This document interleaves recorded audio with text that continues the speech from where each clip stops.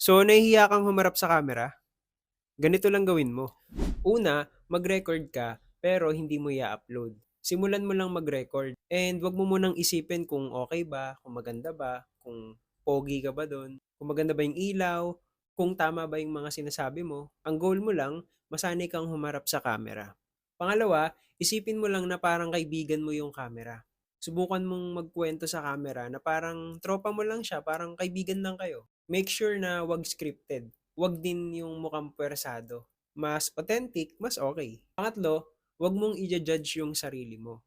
Alam mo ba kung sino yung pinaka number one na nanguhusga sa atin? Yung sarili natin. Tandaan mo, hindi mo kailangan maging perfect. Lalo na nagsisimula ka pa lang naman.